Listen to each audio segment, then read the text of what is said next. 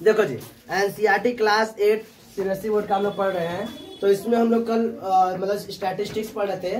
तो स्टैटिस्टिक्स में हम लोग पहला टॉपिक पढ़े जा रहे हैं बार ग्राफ।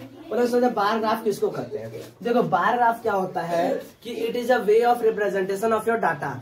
आपका कोई भी जो डाटा होता है उसको रिप्रेजेंट करने का एक तरीका है ये बार ग्राफ। ठीक है, बार ग्राफ पढ़ेंगे, उसके बाद हिस्टोग्राफ पढ़ेंगे, फिर उसके बाद हम लोग का देखा जाएगा शायद पाई चार्ट है, पाई ग्राफ है, देखा जाएगा। जो जो ग्राफ आता है उसको हम पढ़ते जाएंगे।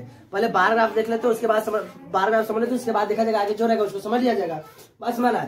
देखो बार ग्राफ किसको कहते हैं, अगर आपका डाटा रिप्रेजेंट किया जा रहा है किसके द्वारा, बार्स के द्वारा। बार जानते हो, बार मतलब होता है कि मतलब खंबे, बार मतलब खंबे।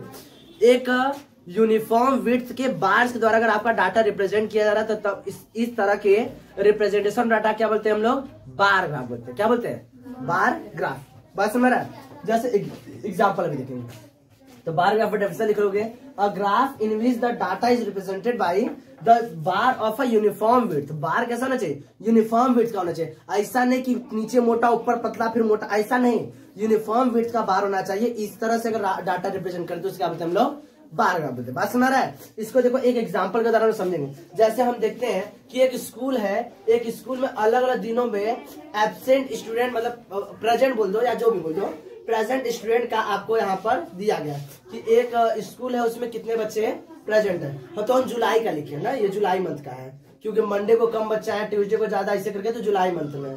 जुलाई में ऐसे होता है, बच्चे स्कूल खुलता है तो कम बच्चे आते हैं, फिर उसके बाद धीरे धीरे बच्चे बढ़ जाते हैं। लेकिन रेगुलर में क्या होता है, मंडे को बच्चे अधिक आते हैं, फिर धीरे धीरे बच्चे कम आते हैं। वो आपका हमारा विषय नहीं है, लेकिन हमारा जो विषय है वो हमने देख लेते हैं। तो बार ग्राफ में देखते हैं मंडे को कितने स्टूडेंट आए हैं, 9।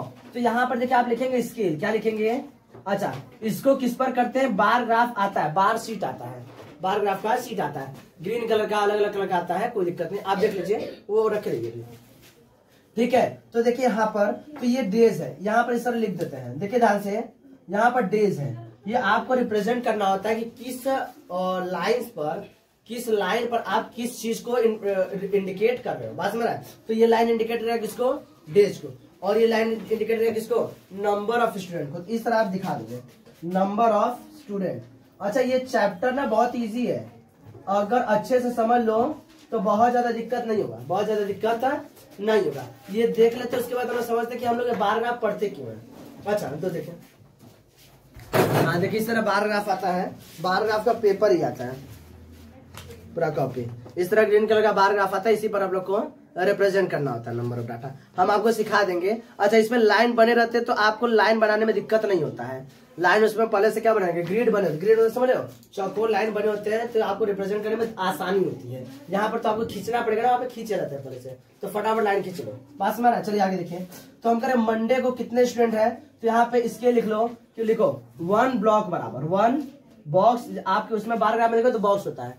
ठीक है, 1 बॉक्स बराबर कितने हैं, 3 स्टूडेंट, 3 स्टूडेंट। अच्छा बहुत कंफ्यूजन आता है बच्चों को कि ये 3 स्केल को कितना ले, तो ध्यान समझो, एक चीज दिमाग में बैठा लो, कोशिश किया जाता है कि जो स्केल लेते हैं वो इन सभी का HCF होता है। क्या होता है, HCF, हाईएस्ट कॉमन फैक्टर होता है। जैसे 9, 12, 18, 15, 21, 24, इनका देखा जाए HCF क्या होगा, तो HCF क्या होगा, 3 होगा। 3 इकलौता नंबर जो सभी के टेबल में आता है। तो ये ऐसे हमारा स्केल बनाने में क्या होता है, फायदा होता है। तो एक बॉक्स बराबर कितना, मान लिया 3 स्टूडेंट। तो कितने मंडे को कितने स्टूडेंट आते हैं, तो आप देखो कितने बॉक्स तुम्हें जाना है, तो कितने स्टूडेंट है, 9। कितने स्टूडेंट है, 9। अब इस 9 में अपने स्केल से डिवाइड कर दीजिए, अपने स्केल से क्या कर दीजिए, डिवाइड कर दीजिए। तो कितना आएगा आंसर, 3। कितना आंसर आएगा, 3। यानी आपको 3 ब्लॉक तक जाने, कहां जाने हैं, 3 ब्लॉक तक जाने। ये यूनिफॉर्म वेट ऐसे बन गया। ये मंडे को आए स्टूडेंट का नंबर है, किसी को दिक्कत। अब देखिए ट्यूसडे को कितना है, 12। तो कितने बॉक्स बने, कितने बॉक्स जाना होगा हमें, तो 3 से 4 बॉक्स। Very good. इस तरह से वेडनेसडे को 6, 1 2 3 4 5 6।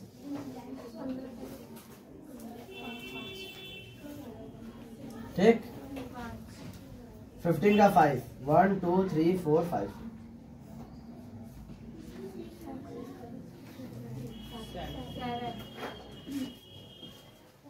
फ्राइडे को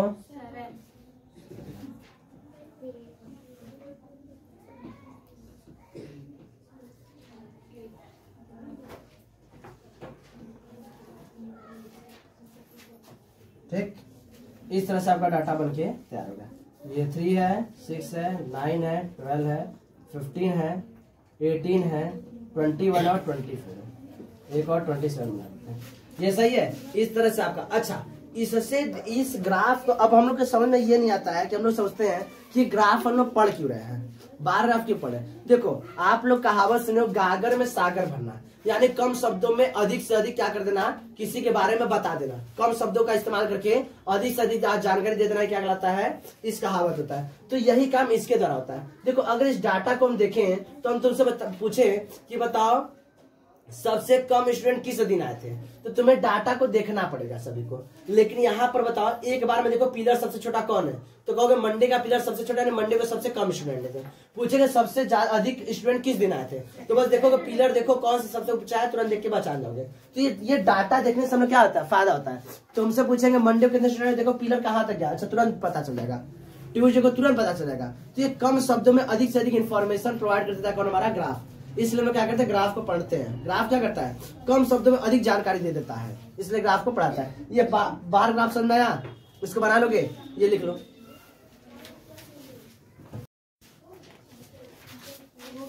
देखो जी ध्यान से, अब हम लोग थोड़ा सा यहाँ पे समझेंगे। अब हम लोग समझेंगे डबल बार ग्राफ। देखो बार ग्राफ समझ में आ गया ना, सेम वैसे ही हम लोग क्या करेंगे, अब डबल बार ग्राफ होता है।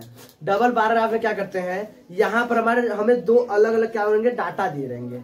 दोनों लोग क्या देंगे, डाटा, और इन दोनों डाटा को एक ही ग्राफ में डबल बार में दो बार ग्राफ द्वारा क्या होता है, रिप्रेजेंट करना होता है। तो इसे हम लोग क्या बोलते हैं, डबल बार ग्राफ बोलते हैं। जैसा भी एग्जांपल द्वारा समझेंगे, पहले समझ इसका क्या करते हैं, क्या होता है, it is a way of representation of data with the help of two double bar. यानी डबल बार द्वारा क्या करते हैं, हम किसी डाटा को रिप्रेजेंट करते हैं, क्या बोलते हैं हम लोग, डबल बार ग्राफ करते हैं। इसका इस्तेमाल हम लोग करते हैं कभी अगर दो डाटा में कंपैरिजन करना हो, तो इस डबल बार ग्राफ का यूज करके हम आसानी से कर सकते हैं। जैसे एक एग्जांपल के लिए हम एक क्वेश्चन ले लिए हैं, जैसे यहाँ पर एक्टिविटी, और बी से बॉयज और जी से गर्ल्स, कौन कितना पार्टिसिपेट कर रहा है। तो एक्टिविटी में कराटे ले लिए, स्विमिंग ले लिए है, डांस ले, आर्ट, स्विम, सिंगिंग, ये सब ले लिए हैं। अब इसका हम लोग डबल बार ग्राफ बनाने जा रहे हैं। तो देखो स्केल में इस तरह ले लेते हैं। तो देखो यहाँ पे हमारा जो पर्पल वाला है वो बॉयज के लिए और पिंक वाला गर्ल्स के लिए है। अब यहाँ पे डबल बार ग्राफ बनाएंगे। तो हम कहते हैं कि सबसे पहले क्या लिख देते हैं, के फॉर कराटे, ठीक है, के फॉर क्या हो गया हमारा, कराटे हो गया। फिर इसके बाद डी फॉर डांस हो गया, ए फॉर आर्ट हो गया, एस डब्ल्यू फॉर स्विमिंग हो गया, और एस आई फॉर सिंगिंग हो गया। बात समझ में आ रहा है, देखो ध्यान से। अब यहाँ पर हम गर्ल्स के लिए करते हैं। तो गर्ल्स कितनी है कराटे में, तो कराटे में लड़कियां कम है क्या, कराटे में लड़कियां कम है, कितनी है, 3 ही गर्ल्स पार्टिसिपेट किए हैं। तो हमारा हम लिख दिए एक ब्लॉक बराबर एक स्टूडेंट, एक ब्लॉक बराबर एक स्टूडेंट। तो हम लोग कहेंगे कराटे में कितने, 3 लड़कियां हैं, तो कराटे में 3 लड़कियां, यहाँ पर ये 3 इस तरह से, ठीक। अब बॉयज देखे तो बॉयज कितने हैं, बॉयज 8 है, बॉयज कितने 8 है। तो 1 2 3 4 5 6 7 8, ये 8 होते हैं।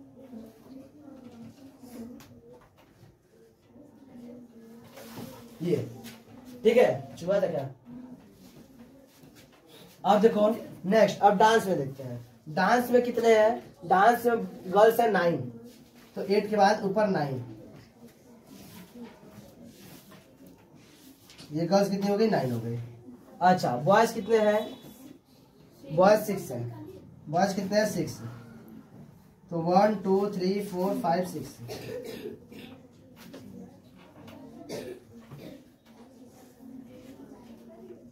दिख रहा है। इस तरह से हम लोग क्या करते हैं, बार ग्राफ तैयार करते हैं। देखो इस तरह से हमारा डबल बार ग्राफ बनकर तैयार हो गया। अब इससे हम लोग आसानी से कंपैरिजन कर सकते हैं। ये गर्ल्स का रो है, ये पिंक वाला गर्ल्स का रो है, और पर्पल वाला किसका है, बॉयज का रो है। ये आसानी से हम लोग क्या कर सकते हैं, कंपैरिजन कर सकते हैं। तो देखो बॉयज यहाँ पे किसमें है, गर्ल्स किसमें है, ये कितनी है, ये सब लोग आसानी से कंपैरिजन कर सकते हैं। तो इस ग्राफ का यूज हम लोग सबसे ज्यादा किसमें करते हैं, कंपैरिजन के लिए करते हैं। डबल बार ग्राफ समझ में आ गया, हाँ इसको बना लो इसी तरह।